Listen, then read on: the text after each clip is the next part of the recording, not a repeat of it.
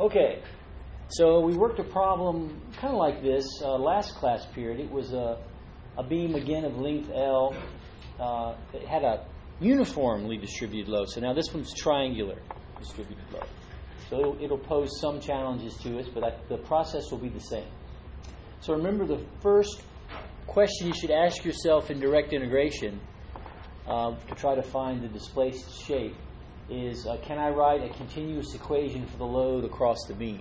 And the answer is, for this problem, yes. So that means I can write in a continuous moment equation for the beam, and then when I do my direct integration, I can simply integrate that moment expression twice, handle the integration constants, and I should have an equation for slope and displacement. So with that as our backdrop, I want to write a moment equation for this structure. So what I'm going to do is kind of do a method of section. I'll cut it, and I'll cut it at some distance x, and I'll decide whether I want to look at a free body of the left side or the right side. And we've had problems like this in the past just to find the moment expression. So hopefully you're familiar, or that reminds you that if you look at the left side, it's going to be a little less trouble. It's a single triangular load. If you look at the right-hand side, it's trapezoidal, which we know is a little more trouble. And plus this distance over here is going to be a little more complicated to be L minus X, not just X. So I think I'm going to go with the left side for my free body to find the moment. So if I do that, then really all I need is my reaction over here at A. So I'll come over here and say I have a reaction up. I'll just call it AY. I may even have a reaction up over here, BY, but I'm not really too concerned about that. So let's find AY first, and then I can cut this structure and just look at the left side free body to find the moment. So again, as you probably just noticed, that would have been a problem in itself in the first part of the course. Just find the moment expression. Well, now in this part of the course, that's just the first kind of half of the problem. So we'll continually do this, and hopefully your skills will improve. So let's find the reaction at A. Probably it's going to be easiest to sum moments of all the forces about B to find that reaction at A. And to do that, I'm going to need the concentrated equivalent of this distributed load to help me out. And to do that, you want to just make sure the magnitude of the equivalent force has the same area as under the loading curve. So that's a triangle. Area of a triangle is 1/2 base times height. So that should be WL over 2. 1/2 base L times height W. And from B, the distance will be 1/3 the total distance. So that would be a distance of L over 3. So I have all the details I need now to find my reaction at A. So I'm going to sum moments about B and make sure this whole structure is in equilibrium. And I'll use right-hand rule for my moments. So about B, this concentrated equivalent force is creating what kind of moment about B? Looks like it's positive. So I got a positive moment created by a force, WL over 2. That's my force. And then my distance is L over 3. And the other force in the system would be the reaction at A. And that's going to create negative moment. Force is the unknown reaction. And then the distance between B and A is L. So it looks like my reaction AY is WL over 6.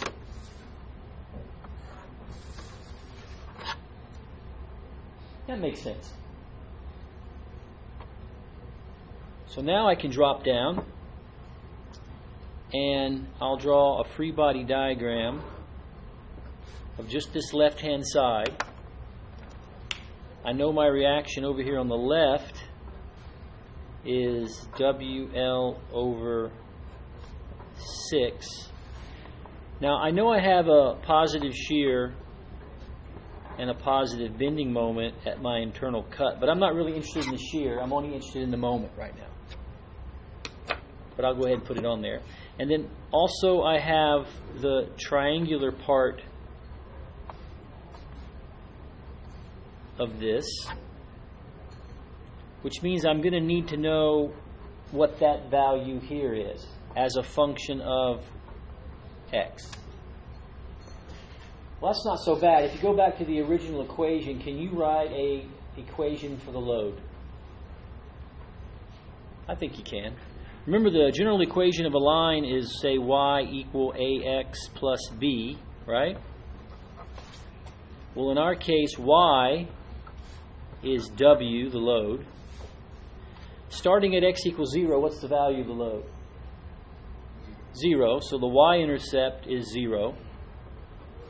So all I'm left with is a, which is the slope. What's the slope of this line? Rise over run. Looks like it's w over L. So this becomes w over Lx. Right? And does that work? Well, at x equals 0, I get 0. And at x equal L, I get w. So it works. So that means that right there, that's going to be Wx over L.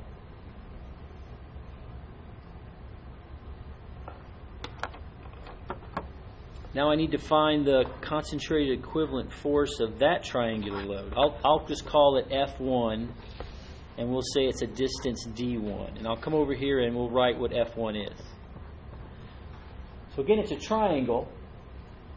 So we know the area of a triangle. It's 1/2 the base, which is x, times the height, which is Wx over L. So I'll write that out. So 1/2 base x times height Wx over L.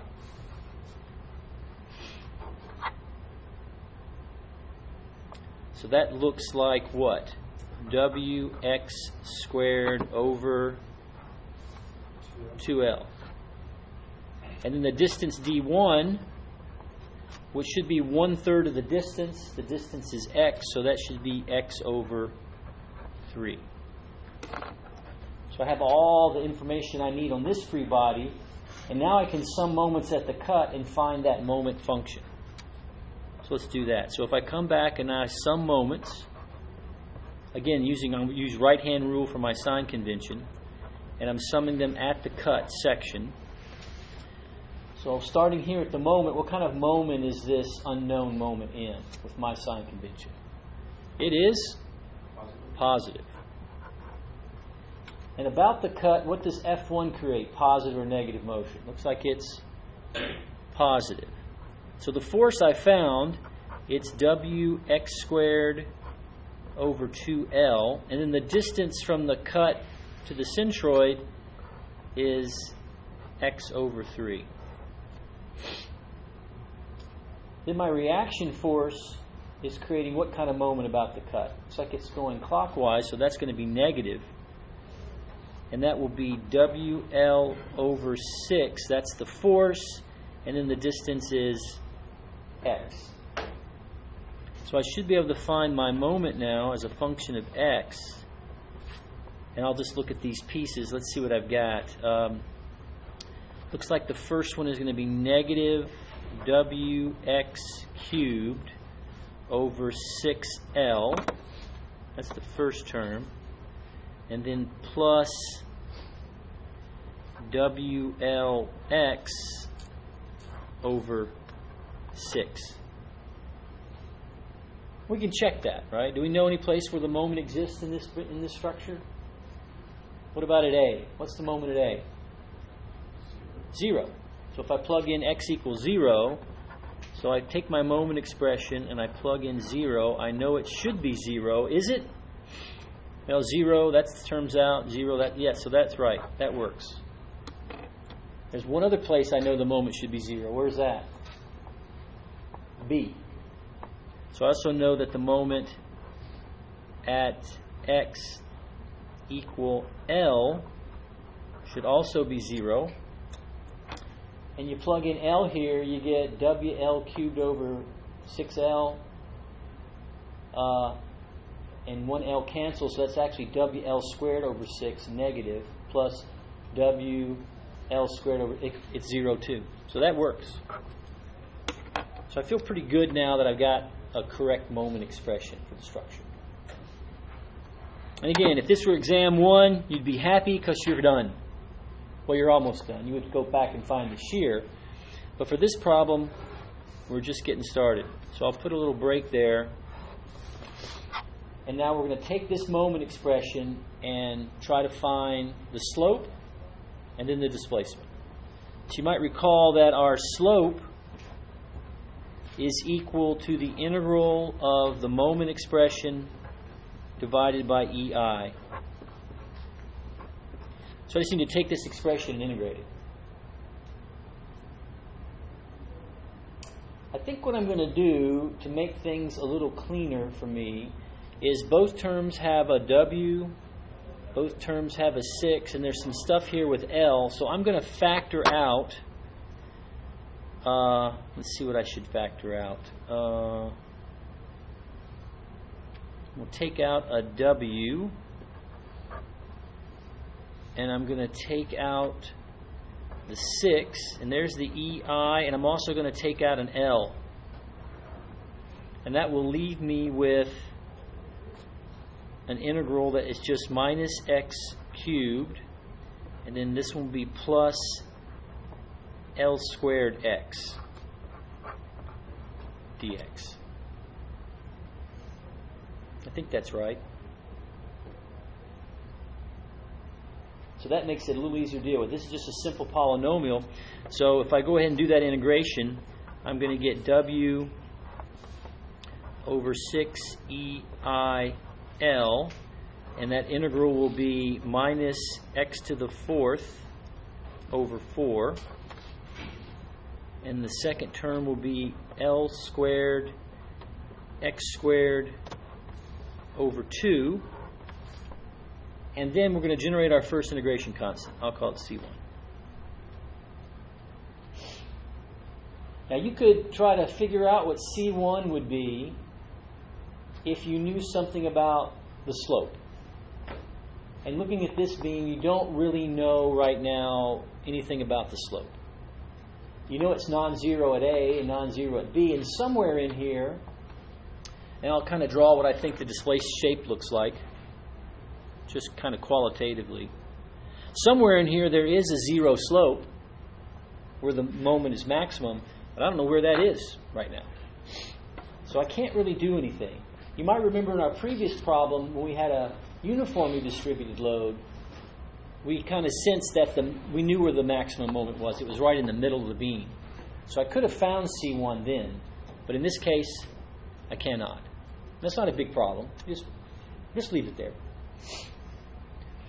So now to find the displaced shape, you integrate the slope.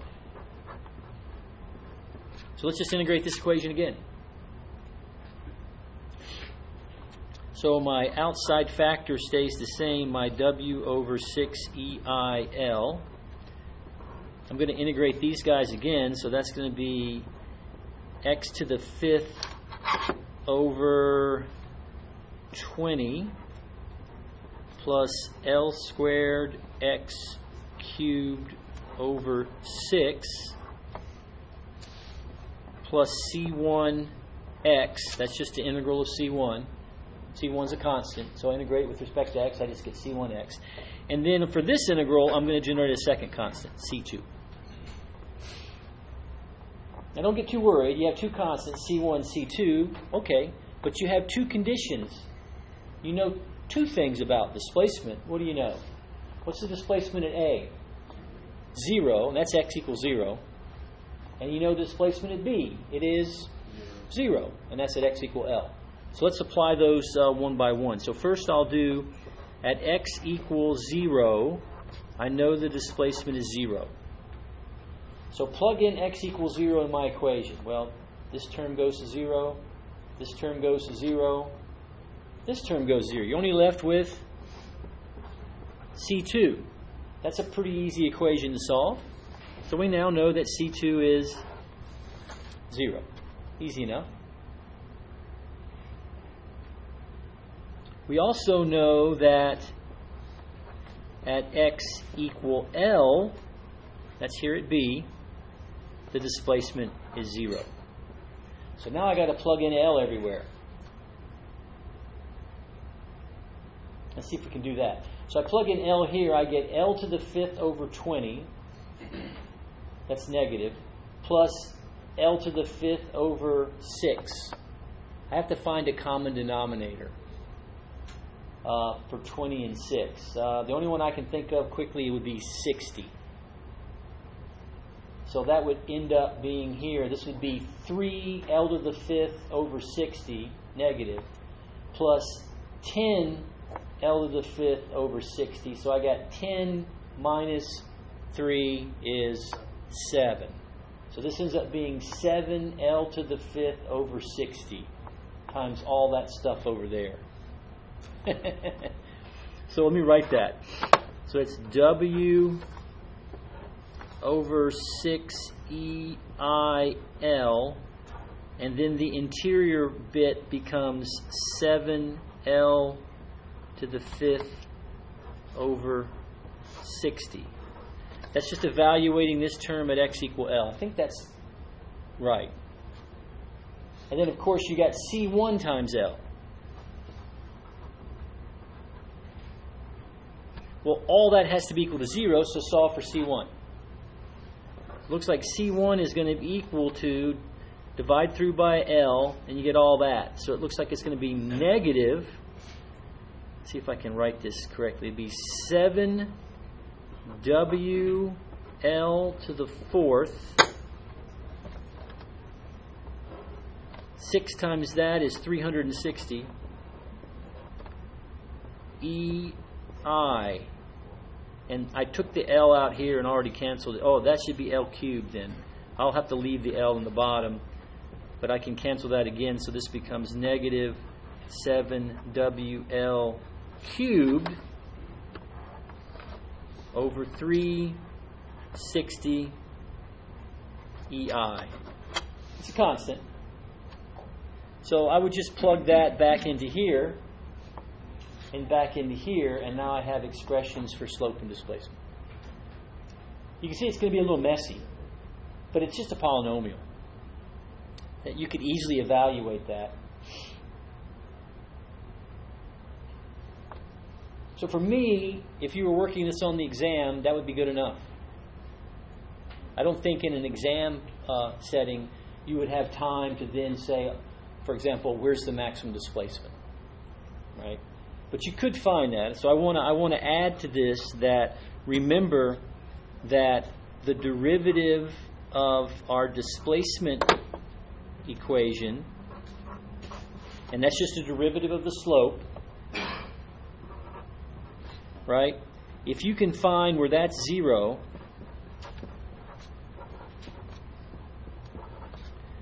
then what do you have? Probably where the moment, I'm sorry, not where the moment, where the displacement is max. So the way we would add this to the problem is we would put C1 back into here, and we would find the roots of this equation. Now you might be kind of freaked out initially because it's x to the 4th. That's a quartic equation. I don't know the quartic roots are off the top of my head. I might get the quadratic roots, but you also know that it's x to the 4th, x squared, so you can kind of divide by x squared, and it turns into a quadratic equation. So this one would be doable. So you would find the root that existed somewhere between 0 and 1L. I have a feeling it's just to the right of the midpoint, like maybe 0.57 or 0.52, something like that. And once you found that point, if you plugged it back in here as x, then you would have that maximum displacement.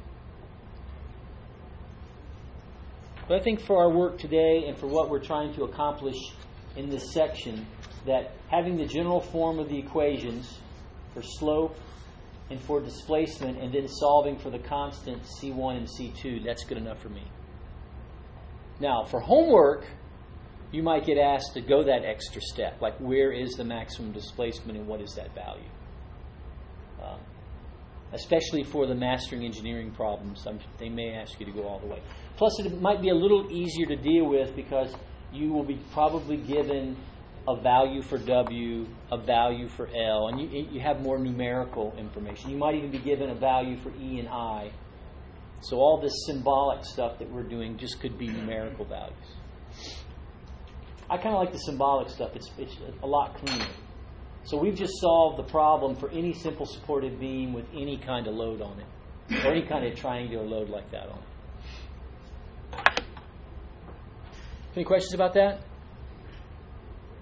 You guys never have questions about anything, so par for the course, as they say.